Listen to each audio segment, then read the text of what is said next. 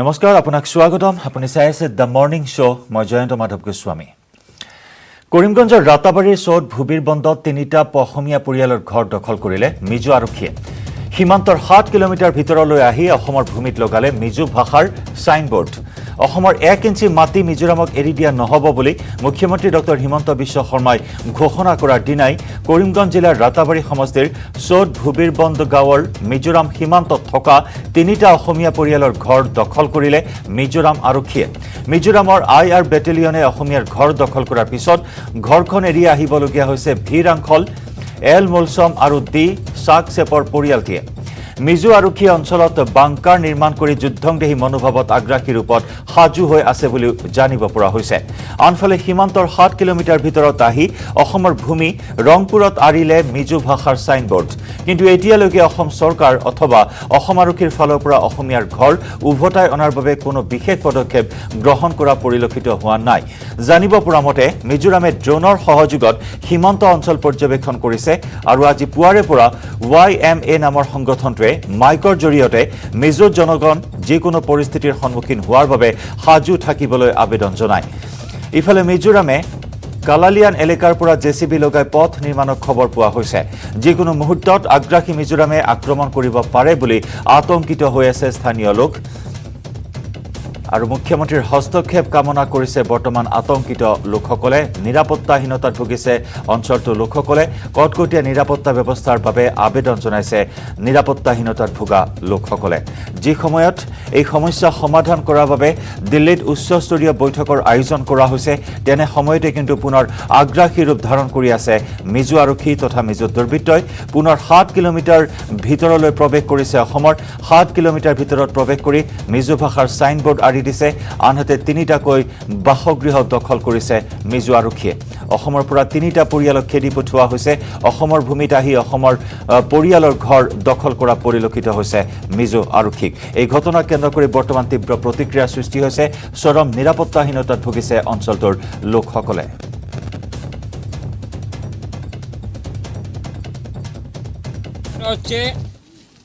Assam Mizoram interstate border থেকে 7 kilometre ভিতরে যেটা আমার রংপুর বাজার তো সেই রংপুর বাজার লুসেইচড়া থেকে 7 কিলোমিটার কিন্তু সেই জায়গায় আজকে আপনারা দেখতে পাচ্ছেন সেই জায়গায় YM এর সাইনবোর্ড লাগানো আছে ঠিক আছে তো আমরা দেখতে পাচ্ছি যেটা লাইলাপুরে যে ঘটনা ঘটেছিল যেটা আমরা আসাম ব্যাটালিয়নের সঙ্গে শুধু মিজো পুলিশ ছিল না ছিল অনেক পাবলিকও ছিল তো আমরা আজকে এই মুহূর্তে আতঙ্কিত কিভাবে আতঙ্কিত আমরা যদি কোনো কারণে যে কোনোভাবে যদি আসাম মিজোরাম বর্ডারে কোনো ডিসপিউট দেখা দেয় তাহলে আমরা নিরাপত্তাহীনতায় আছি তো এই নিরাপত্তাহীনতার জন্য আমরা মাননীয় চিফ মিনিস্টারের কাছে এই দাবি রাখছি যে কোনোভাবে আজকে এবং কালকের মধ্যে আরও অনেক সিকিউরিটি দরকার অনেক নিরাপত্তা দরকার যে কোনোভাবে কমান্ডো বাহিনী আমাদের সীমান্তে পৌঁছানো দরকার আসামের মধ্যে মিজোরামের সংগঠন কীভাবে YMA সিনর তাদের উপর কঠোর ব্যবস্থা নেওয়া হোক আজকে আসাম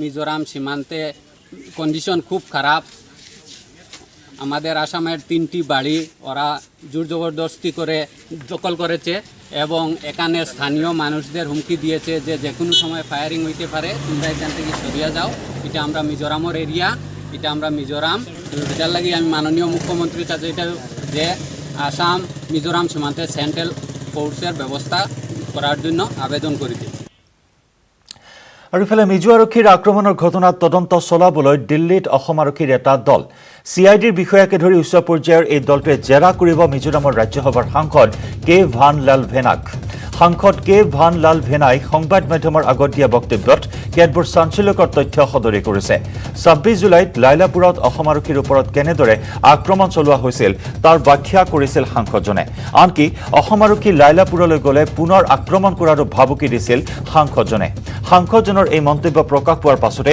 সাংসদজনক জেৰা কৰাৰ বাবে দিল্লীত উপস্থিত অসম আৰক্ষীৰ দলটো লাইলাপুৰৰ ঘটনা সন্দৰ্ভত কাছাৰ জিলাৰ ধলাই থানাত 236-21 নম্বৰৰ এটা গোচৰ ৰুজু কৰা হৈছে ভাৰতীয় দণ্ডবিধিৰ 12(0)B 447 336 379 333 307 আৰু 302 নম্বৰৰ ধাৰা আৰু অস্ত্ৰ আইনৰ 25(1)A নম্বৰ ধাৰাৰ অধীনত ৰুজু কৰা হয় গোচৰ আক্ৰমণৰ ঘটনাত জড়িত তথ্য দিয়াৰ লোকক 5 লাখ টকাৰ পুৰস্কাৰো ঘোষণা কৰা হৈছে অসম আৰক্ষীয়ে ইতিমধ্যে এই ঘটনা সন্দৰ্ভত ফটো গেলেৰীৰো ব্যৱস্থা কৰিছে লাইলাপুৰৰ ঘটনাৰ এফআইআৰত মিজোৰামৰ কোলাচিৰ জিলাৰ এছপি হান লাফাকা ৰালটে অতিৰিক্ত আৰক্ষী অধীক্ষক এল দাসিদ আৰু ব্ৰুচ কোলাবছিপ জিলাৰ উপায়ুক্ত ডক্টৰ এইচ লালথিল গ্লিয়ানকে ধৰি কেইবাজনৰ বিৰুদ্ধে ৰুজু কৰা হৈছে গোচৰ এজাহাৰ দাখিল কৰিছে পঞ্চম অসম আৰক্ষী বেটেলিয়নৰ পেট্ৰিক ৰংহাঙে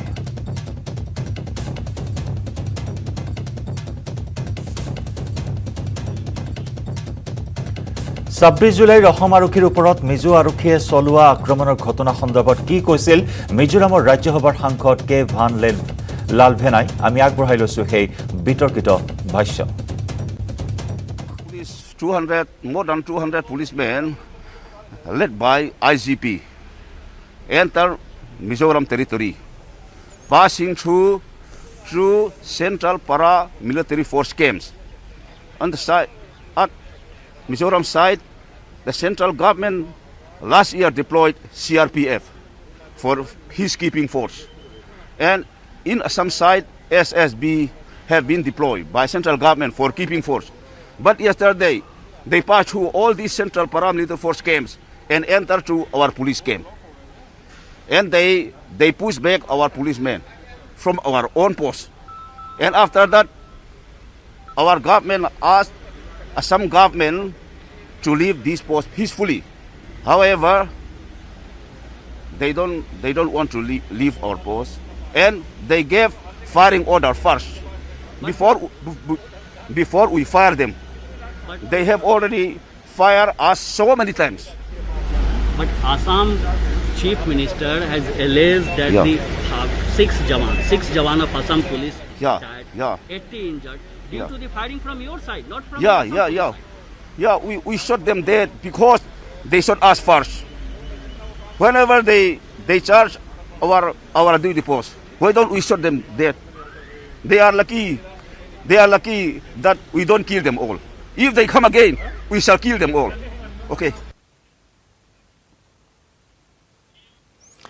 ইফালে অসম মিজোৰাম সংঘাত সন্দৰ্ভত দিল্লীত সম্পন্ন হয় বৈঠক অসম আৰু মিজোৰামৰ মুখ্য সচিব আৰু আৰক্ষী সঞ্চালক প্ৰধানৰে সম্পন্ন কেন্দ্ৰীয় গৃহ সচিবৰ বৈঠক 2 ঘণ্টাৰো অধিক সময় ধৰি চলে এই বৈঠক দুইপক্ষৰ সহমতত 306 নম্বৰ ৰাষ্ট্ৰীয় ঘাইপথৰ কাষৰ অশান্ত অসম মিজো সীমান্ত অঞ্চলত এক নিৰপেক্ষ বাহিনী মোতায়েনৰ সিদ্ধান্ত গ্ৰহণ কৰা হয় মোতায়েন কৰা হ'ব কেন্দ্ৰীয় সশস্ত্ৰ বাহিনী সীমা সমস্যা সমাধানৰ বাবে পাৰস্পৰিক আলোচনাত মিলিত হ'ব দুইখন ৰাজ্য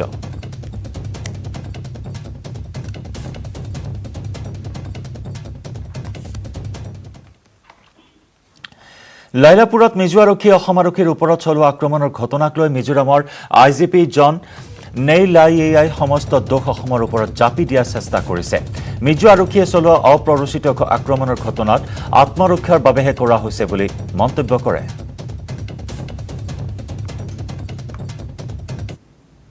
The 26th, the Assam police, I think they were about 200 strong, led by IGP and other senior officers. They came and overrun the CRPF camp, which was deployed as a neutral force by the government of Mizoram. Then our police camp, which was adjacent and towards Mizoram, was overpowered and captured by them. And negotiations were there, and our boys, who were about 20 in number, they tried to resist, but they could not do anything because they were outnumbered. After they have captured our post and forcefully removed our boys, then there was negotiation. But they were adamant. They said that they were going to construct a camp in that place. And after that, again, after some time, some gap, again they called the SP to the Mizoram police camp, which was already captured by them. And while the SP was with the IG talking to them, so the Assam police opened fire on our forces.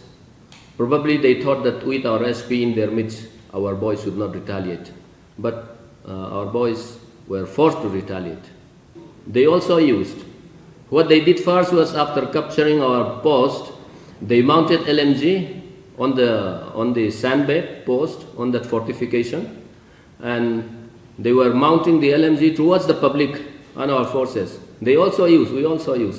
That's a fact. Now, for a Mizo boy owning a gun, maybe a real gun or an air gun, it's a hobby. Everybody wants to own it. Most probably, those were licensed air rifles or air guns or some hunting rifles. We keep them as a hobby as well as for protection of our crops and for self-defense. During the exchange of fire, was there any intention by the Mizoram police to intentionally kill the Assam police? Not at all. We had to retaliate because it is our stand that will not be the ones to open fire first. But if we are fired upon, we have to retaliate. In fact, when they wanted to surrender, then we give them opportunity to escape unhurt. Otherwise, many more could have died. They were defenseless when they had given up. There are videos showing that this is a fact. And there are also video clips doing rounds saying that the Assam was the first to strike. I think we must have seen it. The Assam police said it.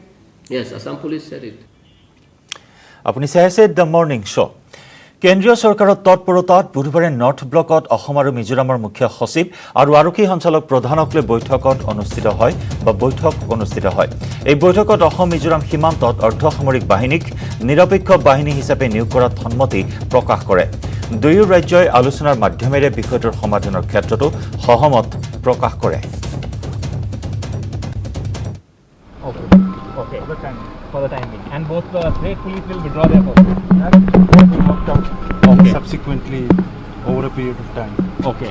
But for now, paramilitaries Only will take... on the Warrante, Lailapur Warrante. Yes. Yes. Right, sir. इतनी देर sir बातचीत हुई कुछ तो The whole day, yes. Yes. Sir अभी situation आप लोग मतलब peaceful है Yeah, peaceful, huh? और आप लोग मतलब कोशिश करेंगे कि peaceful Yes. We always try to maintain peace. There is no point in indulging in violence. We need to keep peace. Otherwise, it does not help anybody. Forces sir पूरी तरह से एकदम हट गए हैं या Yeah, they are being withdrawn from the disputed area. वहाँ अभी paramilitary force diploid है ठीक है কাছাৰৰ লাইলাপুৰত শ্বহীদ হোৱা আৰক্ষী জোৱানসকলৰ স্মৃতিত হাইলাকান্দিত কেণ্ডেল ৰেলী হিন্দু জাগৰণ মঞ্চ বিশ্ব হিন্দু পৰিষদ বজৰং দল অখিল ভাৰতীয় বিদ্যাৰ্থী পৰিষদকে ধৰি কেইবাটাও সংগঠনে আয়োজন কৰে এই কেণ্ডেল ৰেলীৰ অন্তত হাইলাকান্দিৰ শ্বহীদ স্মাৰকস্থলীত অসম আৰক্ষীৰ 100 গৰাকী শ্বহীদ জোৱানৰ স্মৃতিত বন্তি প্ৰজ্বলন আৰু মমবাতি প্ৰজ্বলন কৰি শ্ৰদ্ধাঞ্জলি জ্ঞাপন কৰা হয় ইতিমধ্যে ঘটনাক কেন্দ্ৰ কৰি বৰাক উপত্যকাৰ 3 জিলাৰ লগতে সমগ্ৰ অসমতে এক উত্তেজনাময় পৰিস্থিতি বিৰাজ কৰিছে বৰাকৰ 3 জিলাৰ বিভিন্ন দল সংগঠনে ৰাষ্ট্ৰীয় ঘাইপথ অৱৰোধ কৰি আৰু ৰেলপথ বিচ্ছিন্ন কৰি মিজোৰামৰ বিৰুদ্ধে অৰ্থনৈতিক অৱৰোধ গঢ়ি তুলিছে আজকে আমরা বিশ্ব হিন্দু পরিষদ বজরং দল হিন্দু জাগরণ মঞ্চ এবিভিপি সঙ্গে বিভিন্ন সংগঠন একসাথে মিলে আমরা এই প্রতিবাদে বেরিয়েছি ক্যান্ডেল মার্চ করছি আর সাথে আমরা এই জায়গাতে শ্রদ্ধাঞ্জলি জ্ঞাপন করব এটাই আমার উদ্দেশ্য এছাড়া আমরা মাননীয় মুখ্যমন্ত্রী মহোদয় হিমন্ত বিশ্ব শর্মার কাছে এই বার্তাটি পৌঁছে দিতে চাই যে অতি সত্বর যেন মিজো উগ্রপন্থীদের এগেনস্টে অ্যাকশন নেওয়া হয় এটাই আমার চাহিদা অলিম্পিকত পৰৱৰ্তী ৰাউণ্ডত ভাৰতীয় আৰ্চাৰ অতনু দাস পুৰুষ হকীত আৰ্জেণ্টিনাক 3-1 গোলত পৰাজিত কৰে ভাৰতে আৰ্জেণ্টিনাক পৰাস্ত কৰি কোৱাৰ্টাৰ ফাইনেলত প্ৰৱেশ কৰে ভাৰত বেডমিণ্টনৰ মহিলা শাখাত পিভি সিন্ধুৰ কোৱাৰ্টাৰ ফাইনেলত প্ৰৱেশ ডেনমাৰ্কৰ মিয়া ব্লিছফেল্ডক পৰাস্ত কৰে পিভি সিন্ধুৱে কোৱাৰ্টাৰ ফাইনেলত প্ৰৱেশ কৰে বক্সাৰ সতীশ কুমাৰ 91 কেজি শাখাত super heavyweight boxer Satish Kumar আজি খেলত অৱতীৰ্ণ হ'ব মণিপুৰৰ MC মেৰিকম প্ৰি কোৱাৰ্টাৰ ফাইনেলত অৱতীৰ্ণ হ'ব মেৰিকম 51 কেজি শাখাত কলম্বিয়াৰ ইনগ্ৰিড ভেলেঞ্চিয়াৰৰ বিৰুদ্ধে মেৰিকমৰ যুঁজ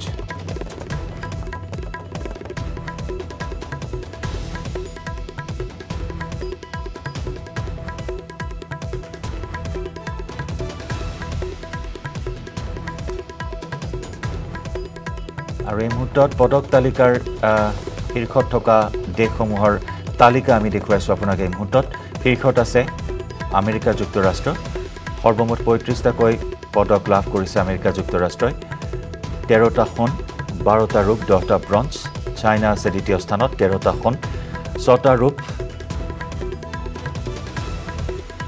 আৰু 9টা ব্ৰঞ্জৰ পদকেৰে 28টা পদক ইতিমধ্যে চাইনাই নিজৰ দখললৈ নিবলৈ সক্ষম হৈছে আৰু আজি সমগ্ৰ উত্তৰ পূৰ্বাঞ্চলবাসীৰ দৃষ্টি নিবদ্ধ হৈ থাকিব MC মেৰিকমৰ ওপৰত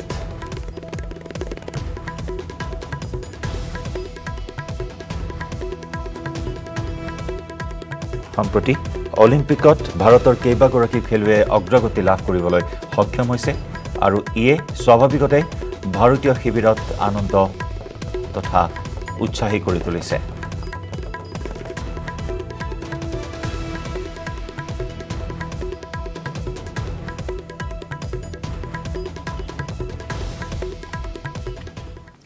আৰু ইফালে কাইলৈ অলিম্পিকত কোৱাৰ্টাৰ ফাইনেলত অৱতীৰ্ণ হ'ব অসম জীয়ৰী লাভলীনা বৰগোহাঁই এতিয়া সকলোৰে দৃষ্টি লাভলীনাৰ ওপৰত কোৱাৰ্টাৰ ফাইনেলৰ পূৰ্বে লাভলীনাৰ বিজয়ৰ বাবে মন্দিৰে নামঘৰে লাভলীনাৰ বাবে চলিছে প্ৰাৰ্থনা আজি সৰুপথাৰত অখিল ভাৰতীয় মাৰোৱাৰী মহিলা সমিতিয়েও লাভলীনাৰ বিজয়ৰ বাবে হনুমান মন্দিৰত চাকি বন্তি জ্বলাই প্ৰাৰ্থনা কৰে কাইলৈ এখন হাই ভল্টেজ মেচ আছে লাভলীনা বৰগোহাঁইৰ সন্মুখত অলিম্পিকত কোৱাৰ্টাৰ ফাইনেলত অৱতীৰ্ণ হ'ব অসম জীয়ৰী লাভলীনা বৰগোহাঁই আৰু অসমৰ একমাত্ৰ লাভলীনা বৰগোহাঁই যিহেতু ভাৰতবৰ্ষৰ পৰা প্ৰতিনিধিত্ব কৰিছে অসমৰ এইগৰাকী একমাত্ৰ এথলিটক লৈ যথেষ্ট আশাবাদী বৰ্তমান সমগ্ৰ ৰাজ্যবাসী আৰু কাইলৈ খেলখনত যাতে লাভলীনাই দুৰ্দান্ত প্ৰদৰ্শন কৰে প্ৰতিপক্ষক ধৰাশায়ী কৰিব পাৰে তাৰ বাবে নামঘৰে মন্দিৰে পূজা অৰ্চনা অব্যাহত আছে সৰুপথাৰৰ দৃশ্য আজি দিনটোত এনেদৰে সৰুপথাৰতো পূজা অৰ্চনা আগবঢ়াইছে লাভলীনাৰ শুভাকাংক্ষীসকলে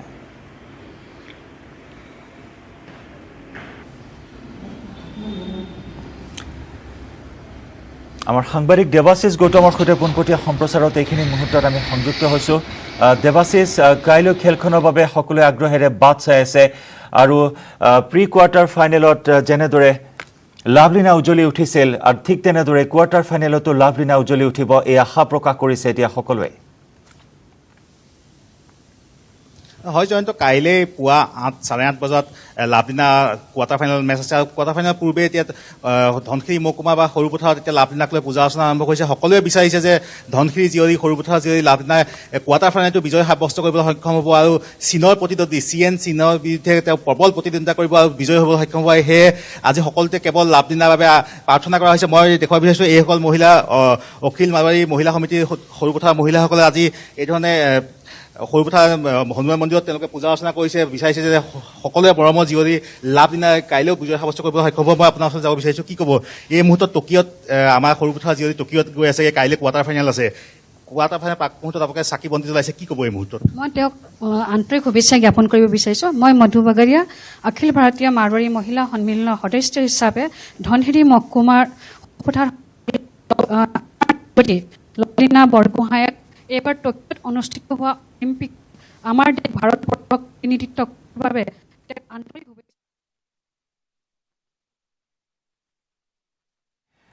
আৰু সৰুপথাৰৰ পৰা আমাৰ সৈতে আছে দেৱাশিষ গৌতম আৰু এনেদৰে শুভাকাংক্ষীসকল পুৱাৰে পৰা মন্দিৰলৈ আহিছে চাকি বন্তি জ্বলাই লাভলীনাৰ সফলতাৰ বাবে কামনা কৰিছে পূজা অৰ্চনা আগবঢ়াইছে অসমৰ নাম দেশৰ নাম উজ্বলাই তোলক লাভলীনাই সৰুপথাৰৰ পৰা বিশ্বজয়ৰ যে সপোন দেখিছে লাভলীনাই সেই সপোন দিঠকত তথা বাস্তৱত পৰিণত হওক তাৰে কামনাৰে এনেদৰে মন্দিৰত পূজা অৰ্চনা আগবঢ়াইছে আজিৰ দিনটোত এই দৃশ্য আমাক দেখুৱাইছে আমাৰ সাংবাদিক দেৱাশিষ